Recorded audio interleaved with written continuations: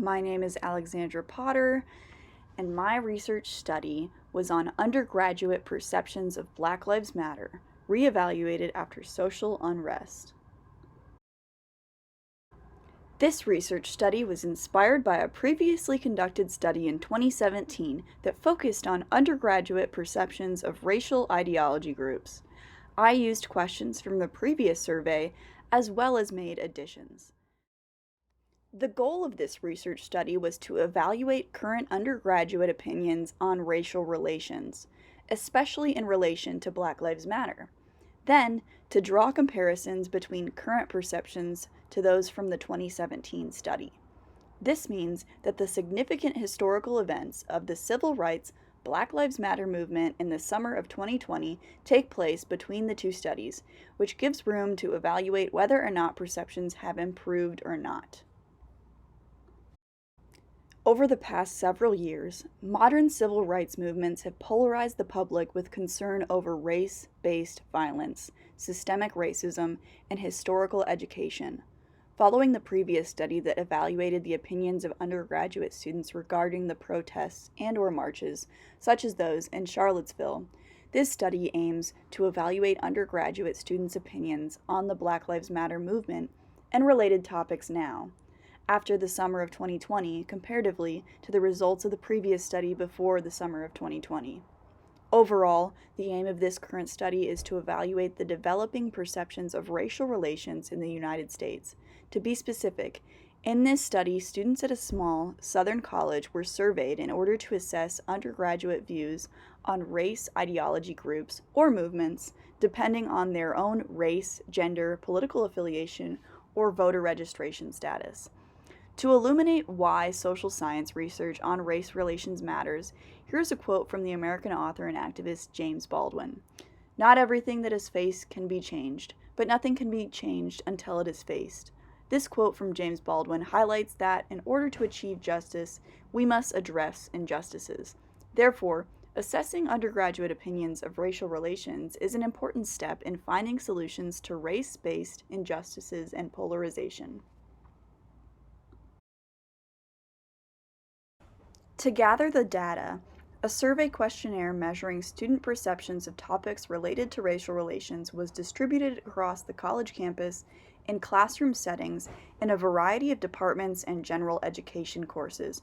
Prior to participating in the study, students were made aware of the fact that they were not required to participate, and then signed a consent form which indicated the survey would assess their perceptions and knowledge of race ideology groups. Students were asked questions related to their socio-demographics, then perceptions of race ideologies, as well as self-assessments on knowledge related to racial relations. After signing the consent form, the first page of the survey that students were asked to fill out was a demographics section that included typical demographic questions such as race, gender, age, and political affiliation, and like mentioned before, a general question about the individual's perceptions of their own level of knowledge of racial relations in the United States.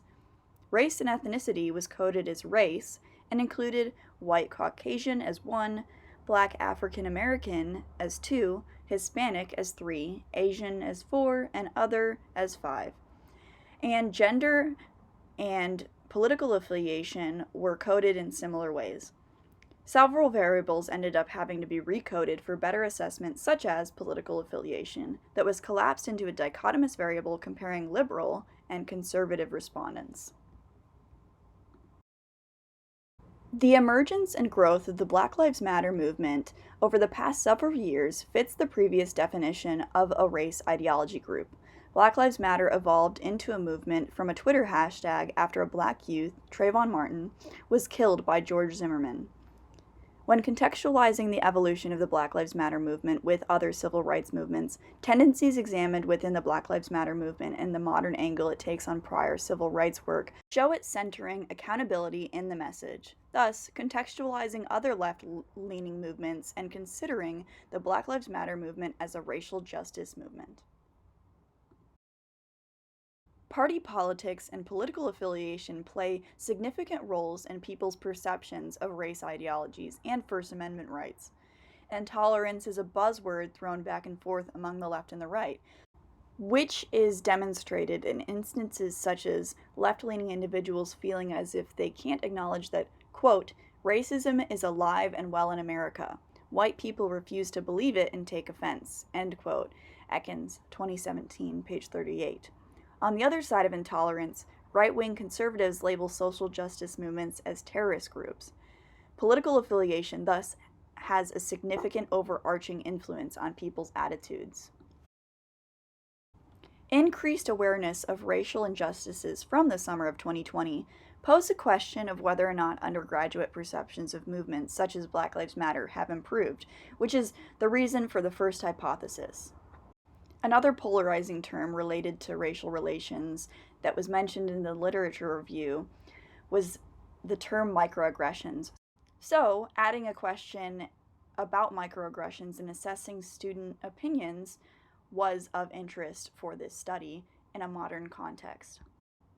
The third and fourth hypotheses were from the previously conducted study in order for there to be some genuine comparison of the results. The demographics of the survey respondents closely align with that of the college's overall student demographics, being that a majority of respondents were white and were at a predominantly white institution, and the larger portion of respondents being female is also in accordance with the school's demographics because women make up about 60% of the student body. The distribution in voter registration and habits is also interesting.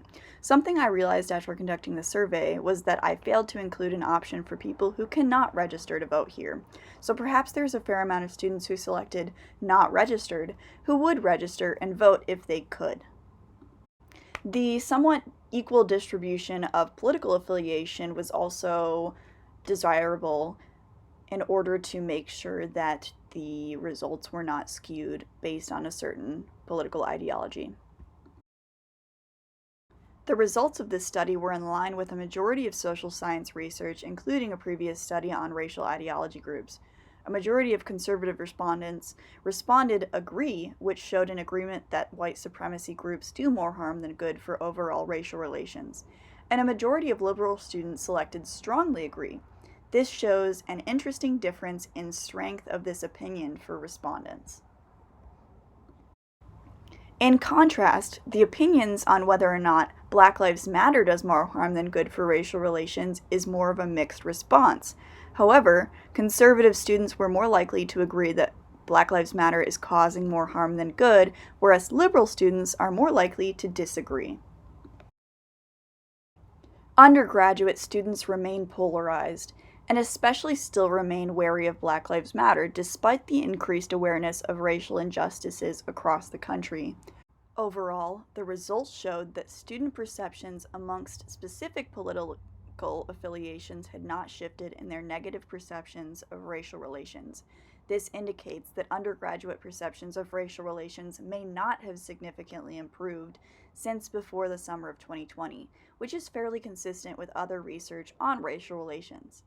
The hypotheses properly predicted that there would be demographic differences related to negative perceptions of Black Lives Matter. However, the results did not provide evidence to support the first hypothesis that racial relations would have improved since the summer of 2020. Undergraduate students remain polarized and especially still remain wary of Black Lives Matter despite the increased awareness of racial injustices across the country. Limitations of the study include the potential bias in the smaller pool of respondents, as well as some questions such as the voter question not having accounted for other situations.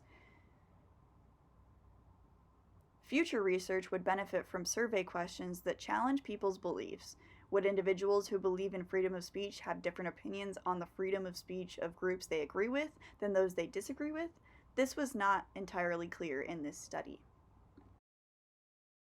Editorially, racial relations in the United States are inseparable from their history. Although a small liberal arts college in the American South may be representative of a certain demographic, understanding undergraduate perceptions provides valuable insight into how likely perceptions of racial relations are to shift amongst the American public. Notably, I think some of the written comments on the surveys were a testament to individual respondents' political advocacy and/or involvement. For example, next to the question, Black Lives Matter promotes violence, one respondent handwrote, Quote, BLM is usually never violent. It's usually anti-BLM protesters, end quote. Additionally, as I was coding the data, I noticed a significant amount of students that put disagree rather than strongly disagree for this statement. Quote, my race/ethnicity is better than other races/ethnicities, end quote. And I decided to test this as well with a simple chi-square test. What puzzled me further was that there was not quite a significant correlation for either race or political affiliation when it came to these two responses, only minor differences.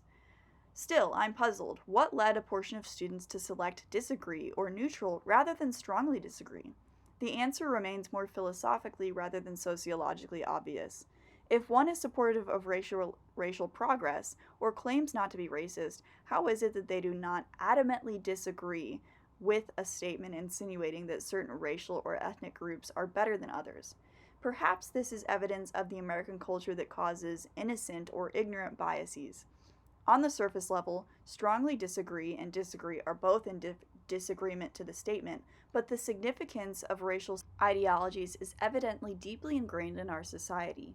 American perceptions of racial relations do not shift and change significantly despite significant historical events because of how systematically racism is ingrained.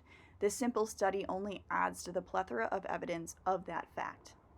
These are my sources. Thank you.